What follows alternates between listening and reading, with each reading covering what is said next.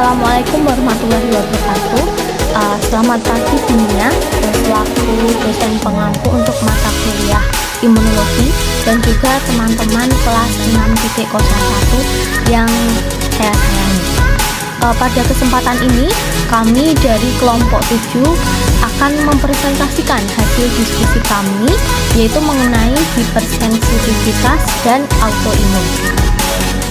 Untuk anggota kelompok kami, ini ada Mbak Gina salah satu Nisa dengan NPM terakhir 108, Mbak Nastiti Rahayu Pujianti NPM terakhir 081, dan yang terakhir saya Rizky Utami dengan NPM terakhir 077. Untuk bahasan yang akan kami sampaikan, yang pertama itu ada mengenai tipe hipersensitivitas, yang kedua mekanisme alergi, yang ketiga ada mekanisme terjadinya penyakit imun yang akan dibahas lebih lanjut untuk macam-macam penyakit imunnya, penyakit autoimunnya, dan yang terakhir ada persamaan dan perbedaan hipersensitivitas dan autoimun. Untuk topik bahasan yang pertama, ini mengenai tipe hipersensitivitas. Untuk pengertiannya, hipersensitivitas sendiri adalah suatu respon antigenik yang berlebihan. Ini terjadi pada individu yang sebelumnya telah mengalami suatu sensitisasi dengan antigen atau alergen tertentu. Untuk tipe-tipe hipersensitivitas ini ada 4 yang dibagi menurut atau berdasarkan mekanisme reaksi imunologis yang terjadi.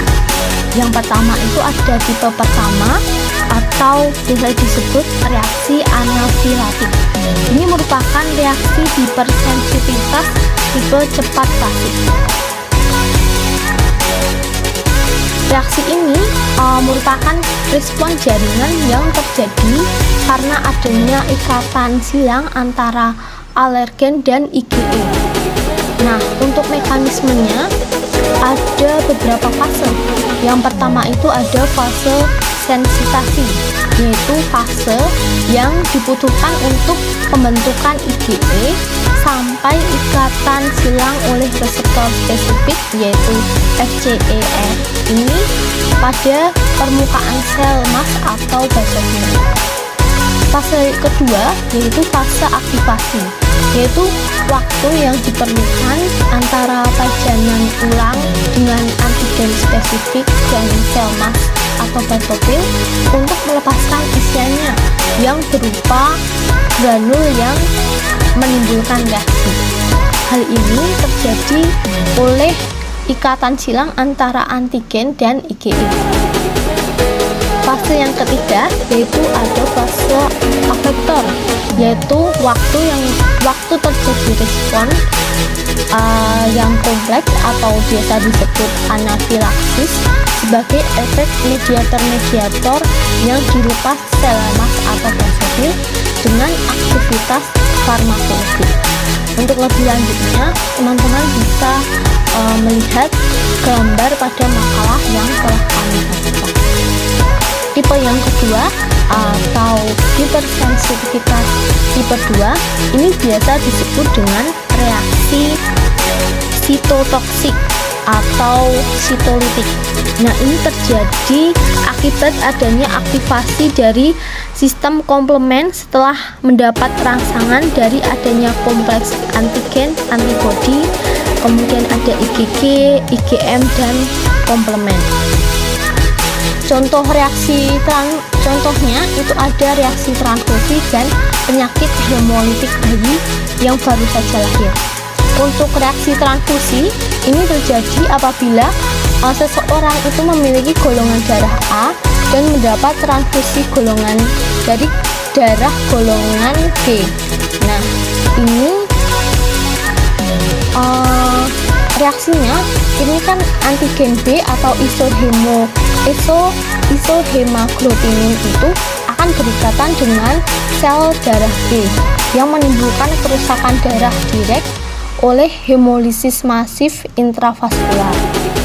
Nah, beberapa hemoglobin ini diubah menjadi bilirubin yang apabila dalam tubuh ini berkadar tinggi, ini akan bersifat toksik. Untuk gejalanya itu ada berupa demam, kemudian badan itu bisa menggigil, nausea, akan ada terjadi bekuan darah dalam pembuluh darah, nyeri pinggang di bagian bawah, dan yang terakhir ada hemoglobinuria. Sedangkan untuk penyakit hemolitik bayi yang baru saja lahir, ini ditimbulkan oleh inkompatibilitas RH atau rhesus dalam kehamilan, yaitu pada ibu dengan golongan darah rhesus negatif dan janin yang dikandungnya itu memiliki rhesus positif. Untuk hipersensitivitas tipe 3 ini biasa disebut dengan reaksi kompleks imun. Nah, terjadi kerusakan yang disebabkan oleh kompleks antigen antibodi. Untuk mekanisme reaksinya itu yang pertama akan terjadi terbentuknya kompleks antigen antibodi yang sulit untuk difagosit.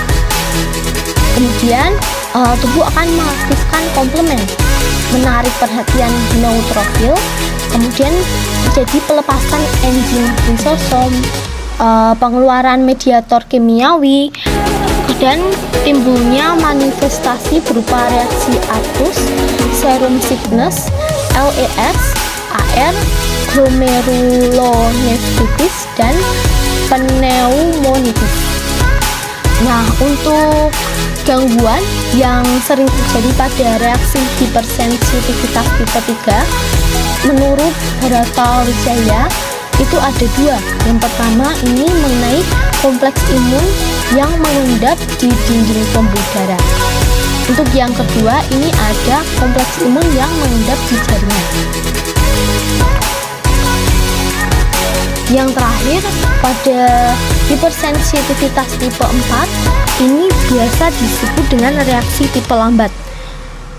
Reaksi ini dipengaruhi oleh sel yang merupakan salah satu aspek imunitas yang dipengaruhi oleh sel. Untuk reaksi ciri-ciri dari reaksi hipersensitivitas tipe 4 ini, yang pertama ini perlu adanya rangsangan antigen. Kemudian yang kedua, pada penderita yang peka reaksi ini akan terjadi pada pemaparan terhadap antigen yang khas, misalnya pada reaksi tuberkulin.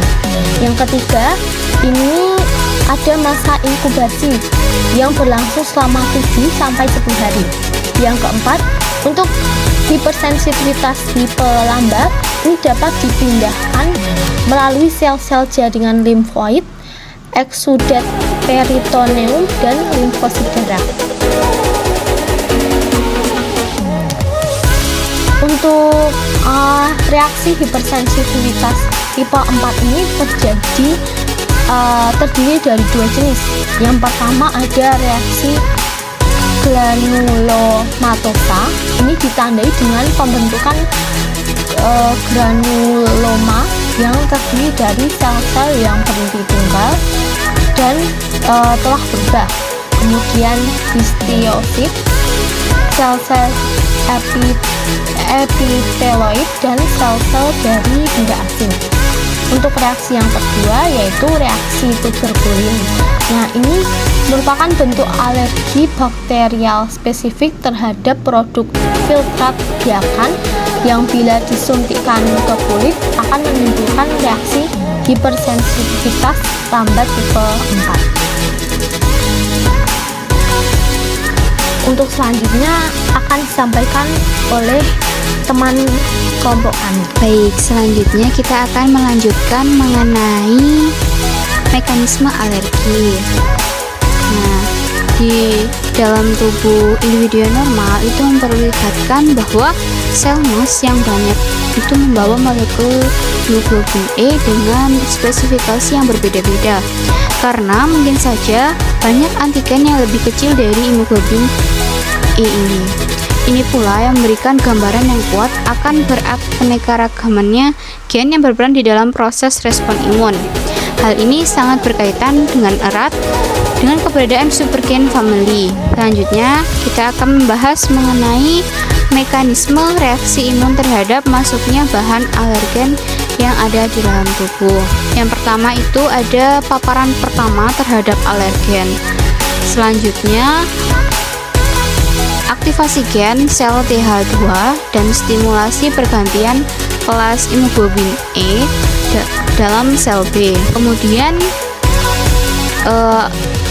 produksi IgE atau IgE itu nanti mensekresi sel B. Selanjutnya ada pengikatan IgE ke FcRI pada sel Mars. Selanjutnya ada paparan berulang terhadap alergen. Kemudian aktivasi pelepasan mediator sel Mars. Selanjutnya dari mediator tadi itu terbagi menjadi dua, yakni sitokin dan juga amina vasoaktif, di mana amina vasoaktif ini merupakan mediator speed, yakni nantinya reaksi hipersensitivitas itu segera dalam menit setelah paparan berulang terhadap alergen. Sedangkan yang sitokin itu reaksi fase berakhir 6-24 jam setelah paparan berulang terhadap alergen. Jadi sel Mars itu akan muncul pada semua jaringan penghubung, dan bagian dari sel Mars akan membentuk hubungan antara alergen dengan IgE spesifik yang seringkali bergantung pada jalan masuknya alergen. Sebagai contoh, masuknya alergen pada saat inhalasi akan mengaktifkan sel Mars pada jaringan submukosa pada bronkus, sedangkan masuknya bahan alergen melalui proses ingesti akan mengaktifkan sel Mars pada usus. Nah, rantai IgE ini memiliki rantai yang afinitasnya sangat kuat yang disebut VCRI yang akan diekspresikan di permukaan sel Mars. Nah, reseptor ini secara umum memiliki 3 rantai, suatu bagian pada rantai Fc yang merupakan rantai berat yang sama. Kemudian kita akan membahas mengenai mekanisme terjadinya penyakit autoimun. Nah, kita bahas terlebih dahulu terkait pengertian penyakit autoimun. Nah, penyakit autoimun itu adalah respon imun yang mengakibatkan kerusakan pada jaringan tubuh sendiri serta mengganggu fungsi fisiologis tubuh. Nah, penyakit autoimun ini dapat menyerang bagian tubuh manapun dengan tanda klasik. Autoimun dapat berupa inflamasi. Kemudian ada beberapa faktor, diantaranya terjadinya penyakit autoimun, yakni ada faktor genetik, infeksi, lingkungan, hormonal, daerah atau suku, diet, dan juga toksik atau obat. Kemudian patogenesis dari autoimun sendiri terdiri atas gangguan aktivitas seluler dan juga protein regulator. Selanjutnya kita akan membahas mengenai mekanisme kegagalan toleransi yang diperankan oleh sel TP rever dalam berbagai proses. Yang pertama, adanya ketidaktahuan imun terhadap toleransi sel TP rever. Kegagalan toleransinya yang pertama ada mengeluarkan self antigen, kemudian yang kedua ekspresi yang menyimpang pada MHC kelas 2, kemudian meningkatkan ekspresi dan auto antigen atau MHC kelas 2, kemudian mimikri molekuler, kemudian ada penyebaran epitop. Selanjutnya ada anergi yang menyebabkan melepaskan mediator inflamasi, kemudian ada meningkatkan ekspresi atau fungsi dari molekul konstimulatori. Kemudian ada sel T regulator yang kegagalan toleransinya itu melepaskan mediator inflamasi. Selanjutnya ada apoptosis. Kegagalan toleransinya yang pertama ada berkurangnya sinyal apoptosis, kemudian yang kedua ada menghambat apoptosis virus. Selanjutnya ada mekanisme penyakit autoimun.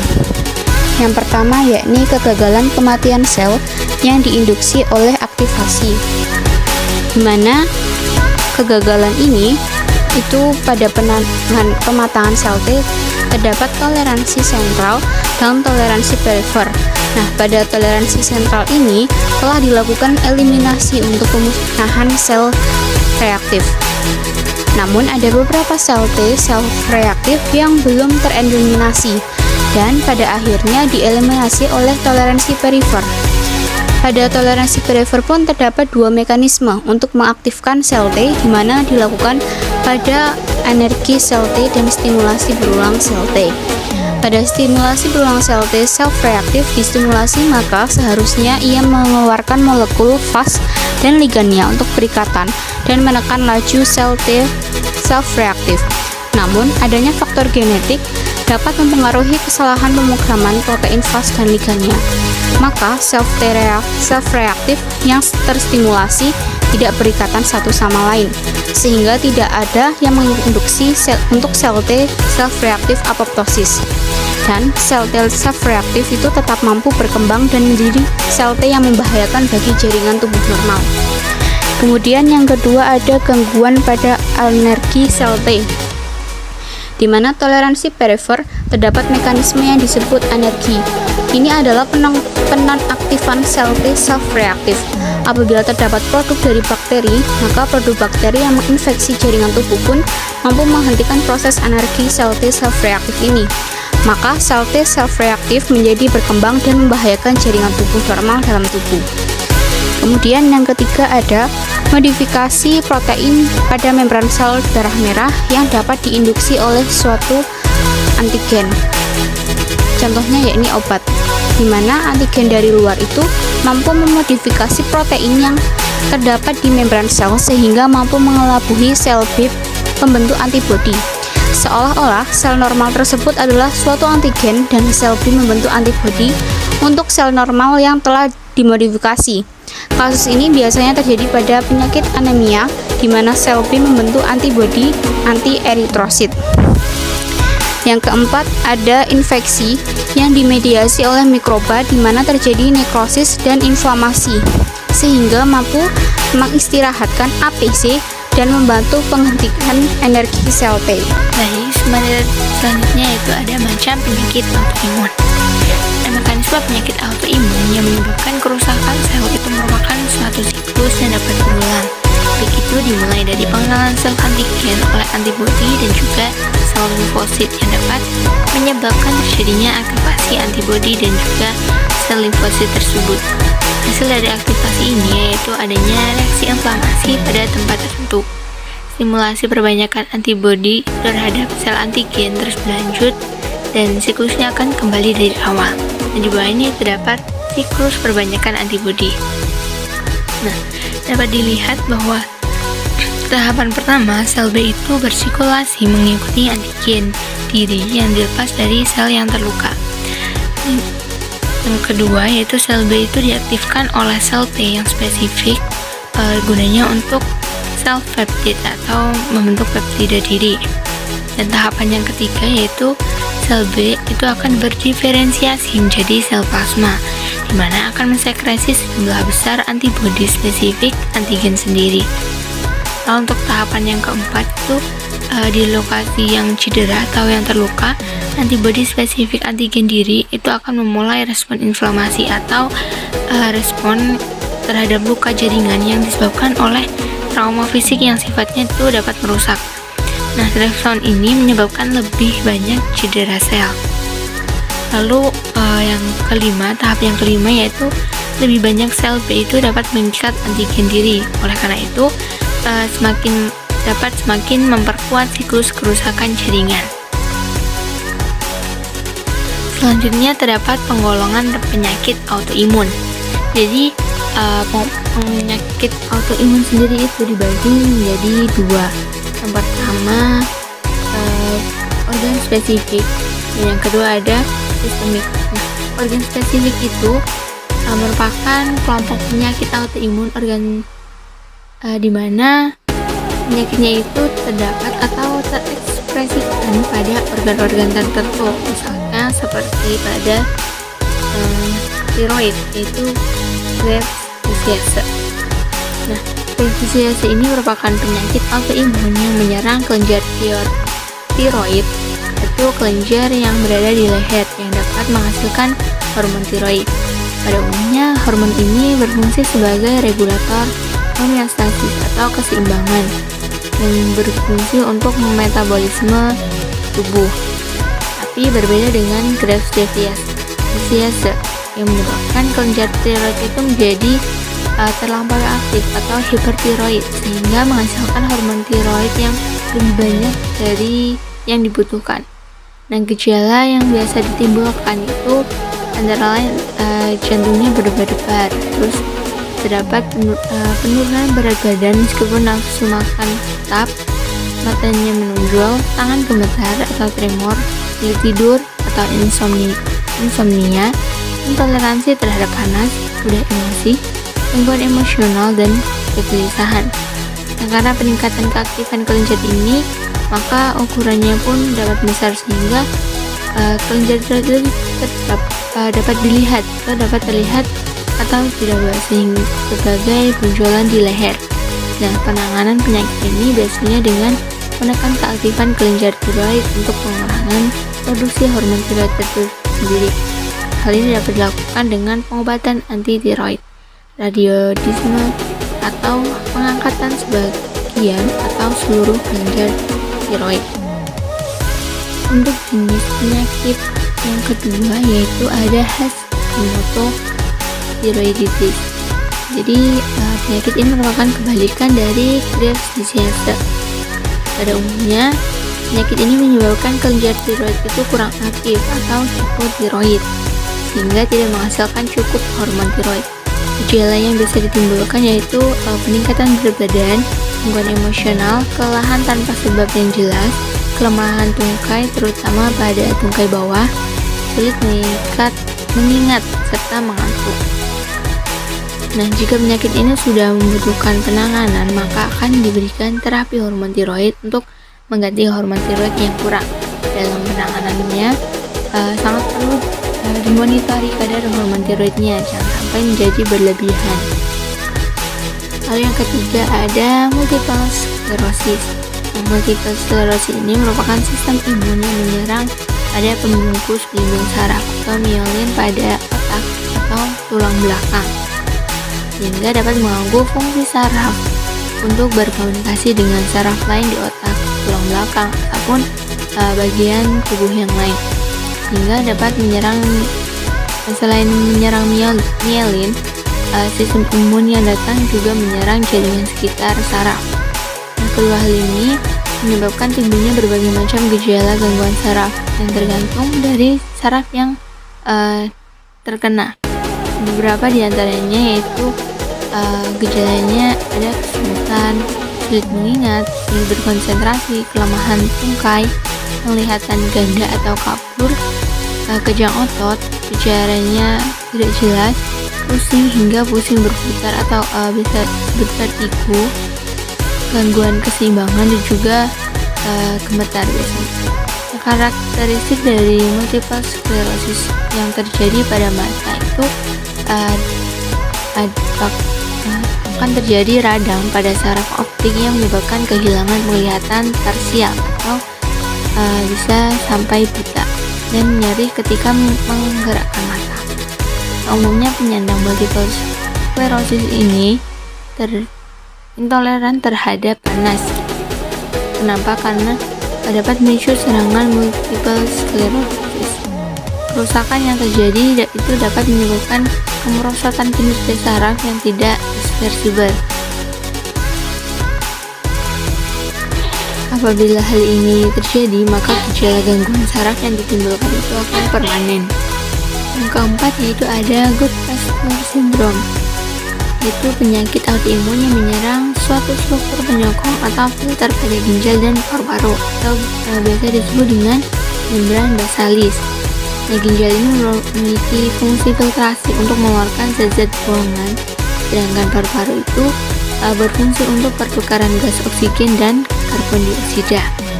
Penyakit ini berkembang dengan cepat dan gejala awalnya itu tidak memiliki gejala awal, tidak memiliki gejala yang khas sehingga penyandang itu biasanya baru terdeteksi setelah sudah terjadi kerusakan pada paru-paru yang luas atau terjadinya gagal ginjal. Nah, gejala awal yang tidak khas ini yang biasa dapat dialami oleh penyandangnya itu biasanya terjadi fatigue, batuk kering, pucat, mual, dan agak sesak nafas. Dalam perjalanannya penyandang ini bisa hingga batuk darah, dan kerusakan paru-paru itu bisa berlangsung cepat. Biasanya kerusakan paru-paru yang cepat ini akan bersamaan atau diikuti dengan gagal ginjal yang waktunya tidak lama setelah itu, sehingga tidak jarang penyandang yang sudah terlambat untuk diselamatkan. Dan untuk penyandang yang masih bisa diselamatkan itu punya responnya baik terhadap obat penekan imun dan akan ditangani dengan agresif. Nah, penggolongan yang kedua yaitu penggolongan sistemik. Sistemik ini merupakan penyakit autoimun yang berdampak pada keseluruhan jaringan tubuh, seperti penyakit lupus. Penyakit lupus ini merupakan kondisi di mana sistem imun ini menyerang jaringan sehat tubuhnya sendiri. Sifat yang kronik ini dan bisa menyerang bagian tubuh seperti kulit, sendi, dan organ-organ dalam lainnya, misalkan seperti ginjal, paru-paru, dan lain sebagainya. Nah, sifat kronik ini berarti gejalanya itu muncul lebih lama dari 6 bulan, bahkan bisa bertahun-tahun. Yang diserangnya itu sejumlah organ yang berbeda-beda, mulai dari hidung sampai dasar tubuh, misalnya seperti otak, jantung, paru-paru, sendi, ginjal, dan lainnya. Nah, lupus ini dapat menyebabkan inflamasi pada pembuluh darah, biasanya disebut dengan vaskulitis, yang menyebabkan kerusakan pada pembuluh darah. Oleh karena itu,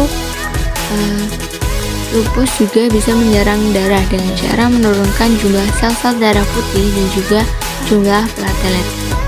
Beberapa pasien lupus juga bisa mengidap hemolitik anemia yang terjadi ketika sistem imun menyerang dan memusnahkan sel-sel sehat darah merah.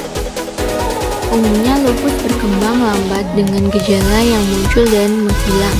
Gejala penyakit lupus yang umum yaitu kelelahan yang ekstrim, anemia, dan sendi-sendi itu membengkak. Gejala lainnya yaitu otot sakit, lemah, demam tanpa. Lalu selanjutnya yaitu ada rheumatoid arthritis. Itu penyakit autoimun sistemik, namun karakteristik utamanya yaitu menyerang jaringan sendi-sendi yang bukan kelenjar eksokrin. Nah, meskipun penyakit ini bisa menyerang sendi dan menyebabkan radang sendi, namun berbeda dengan penyakit rheumatis ini, yang dapat berdampak kerusakan berupa erosi yang menyebabkan deformitas hingga tidak lagi berfungsi dengan baik. Nah, pada sendi terdapat kapsul yang melindungi sendi. Sel-sel pada bagian dalam kapsul inilah yang diserang oleh sistem imun pada rheumatoid arthritis. Kerusakan kapsul ini menyebabkan keluarnya protein-protein yang akan merusak tulang dan tulang rawannya. Tipikal dari penyakit ini yaitu ada beberapa sendi yang terkena, dan sendi yang terkena ini terjadi pada kedua sisi tubuh, misalkan seperti kedua lutut terkena atau kedua siku. Terkadang tidak bersamaan, dan derajat keparahannya itu juga tidak sama.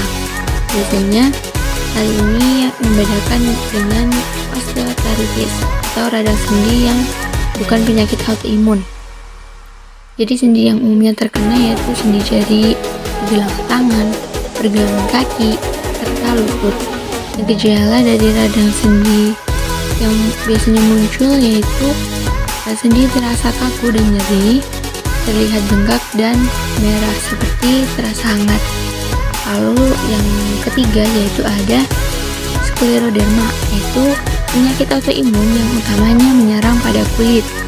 Nah, penyakit ini biasanya sebagai respon dari proses autoimun beberapa sel-sel yang memproduksi kolagen dengan tujuan untuk reparasi jaringan jika ada yang rusak, namun produksinya terlalu berlebihan. Nah, kolagen ini merupakan protein utama yang berfungsi untuk struktur jaringan ikat. Hal ini menyebabkan terjadinya pergeseran kulit. pengerasan kulit. Jaringan ikat tidak hanya terdapat di kulit, namun di bagian tubuh lain seperti pembuluh darah, sendi, dan juga organ lainnya, sehingga bisa menyebabkan pengerasan bukan hanya di kulit. Oleh karena itu dapat dikatakan penyakit sistemik. Terdapat dua gejala awal yang umumnya didapatkan pada penderita penyakit ini. Yang pertama yaitu adanya ujung-ujung jari tangan itu berubah warna karena pengaruh dingin atau stres emosional, sehingga terasa nyeri serta jari-jari tangan itu menjadi kaku dan kembung. Gejala yang terjadi ini karena terdapat penumpukan kolagen di pembuluh darah, sehingga lumen pembuluh darah itu menyempit, dan ketika terkena pengaruh dingin atau stres emosional, reaksinya itu akan berlebih sehingga membuat lumennya semakin menyempit. Untuk selanjutnya itu ada persamaan dan juga perbedaan dari hipersensitivitas dan juga autoimun. Jadi persamaan antara hipersensitivitas dan autoimun yaitu sama-sama merupakan respons imun yang rusak. Nah, selain persamaannya juga ada perbedaannya. Nah, perbedaannya terutama pada pengertiannya sendiri. Hipersensitif itu memiliki pengertian sebagai respon imun yang berlebihan dan tidak tepat terhadap stimulus antigenik yang didefinisikan sebagai reaksi hipersensitivitas. Sedangkan pengertian dari autoimunitas itu merupakan respon imun adaptif yang dipasang melawan antigen diri. Lalu pembedaan selanjutnya itu terdapat pada antigen yang memicu. Nah, pada hipersensitif itu dipicu oleh antigen endogen dan eksogen, sedangkan pada autoimunitas hanya dipicu oleh antigen endogen saja. Lalu pembedaan selanjutnya ada manifestasi. Nah, pada hipersensitif memiliki manifestasi akut dan juga kronis, sedangkan pada autoimunitas hanya memiliki manifestasi kronis saja. Kesehatan adalah anugerah terindah yang terkadang lupa untuk kita syukuri. Maka marilah kita bersyukur untuk hari ini. Mungkin untuk presentasi pada pertemuan kali ini saya cukupkan. Apabila ada kekurangannya saya mohon maaf. Wabillahi taufiq wal hidayah. Wassalamualaikum warahmatullahi wabarakatuh.